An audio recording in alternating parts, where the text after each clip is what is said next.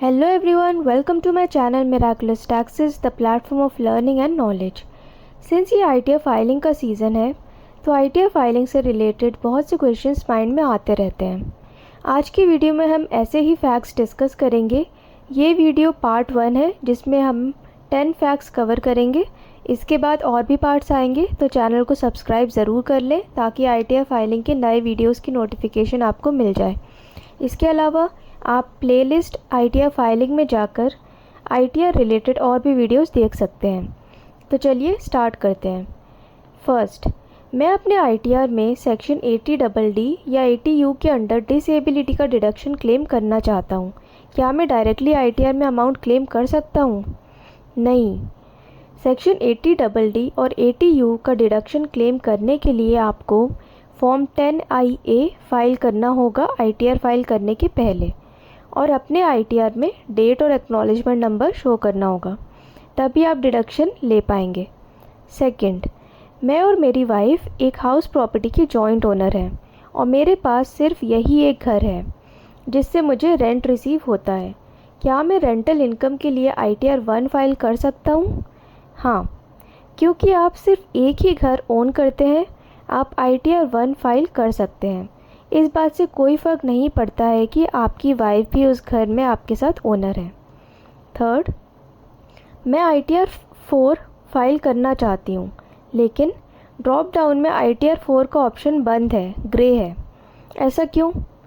ITR 4 का option यदि grey कर रखा है तो ऐसा इसलिए है क्योंकि आपकी कोई इनकम ऐसी होगी जो कि स्पेशल रेट से टैक्सेबल होती है और जिस पर टैक्स डिडक्ट किया जाता है, जैसे कि section 115BB winning from lotteries.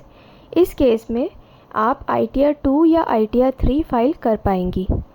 Fourth, मैंने अपना ITR ड्यू डेट से पहले ही फाइल कर दिया, बट बाद में पता चला कि कोई गलती हो गई है।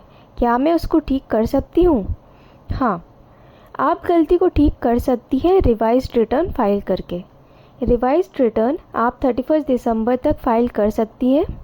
जैसे कि यदि आप फाइनेंशियल ईयर 2023-24 के रिटर्न में कोई गलती करती हैं तो आप 31 दिसंबर 2024 तक ये गलती ठीक कर पाएंगी। फिफ्थ, मैं एक सैलरीड पर्सन हूँ और मैं ओल्ड टैक्स रेजीम में डिडक्शंस क्लेम करना चाहती हूँ। क्या मुझे फॉर्म 10IEA फाइल करना होगा न्यू टैक्स रेजीम से बाहर आने के लिए? नहीं। Salaried persons old tax regime और न्यू टैक्स रेजीम के बीच ITR फाइल करते टाइम ही ऑप्शन सेलेक्ट कर सकते हैं। बिजनेस और प्रोफेशनल पर्सन्स को फॉर्म 10IEA फाइल करना होगा। सिक्स्थ, मैं एक बिजनेस पर्सन हूँ और मैंने फॉर्म 10IEA फाइल कर दिया है ओल्ड टैक्स रेजीम में आने के लिए, लेकिन अब मुझे लगता है कि न्यू टैक्स रेजीम मेरे लिए ज़्यादा सही है और मैं न्यू टैक्स रेजीम चूज़ करना चाहता हूँ वापस। क्या मैं ऐसा कर सकता हूँ इस साल? नहीं। एक बार आपने फॉर्म 10IEA फाइल कर दिया तो आप सेम ईयर में वापस से स्विच नहीं कर सकते। अब इस साल आप ओल्ड टैक्स रेजीम में ही ITR फाइल कर पाएंगे।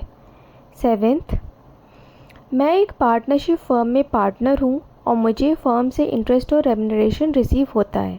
क्या मैं ITR 2 फाइल कर सकती हूँ? नहीं। यदि आप एज अ पार्टनर कोई interest, salary, bonus, commission, remuneration कुछ भी रिसीव करती हैं अपनी फर्म से तो इसको बिजनेस या प्रोफेशनल इनकम माना जाएगा और आप ITR 2 फाइल नहीं कर पाएंगी। एट्थ, मैं होम लोन के इंटरेस्ट का डिडक्शन क्लेम करना चाहता हूँ, लेकिन मुझे ऑप्शन नहीं दिखाई दे रहा। मैंने न्यू टैक्स रेजीम सेलेक्ट किया है, मुझे क्या करना चाहिए? न्यू टैक्स रेजीम में होम लोन इंटरेस्ट का डिडक्शन अलाउड नहीं है। डिडक्शन क्लेम करने के लिए आपको अपने ITR में ओल्ड टैक्स रेजीम सेलेक्ट करना होगा। नाइन्थ, मेरी एक फ़र्म है। क्या मैं फ़र्म का ITR फाइल करते टाइम 87A की रिबेट ले सकता हूँ? नहीं, आपकी फ़र्म रिबेट क्लेम नहीं कर सकती है।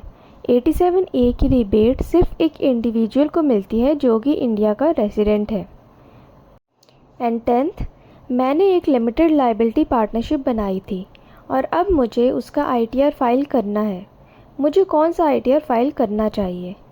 LLP के लिए आपको ITR 5 फाइल करना चाहिए। तो ये थे first 10 facts on ITR filing.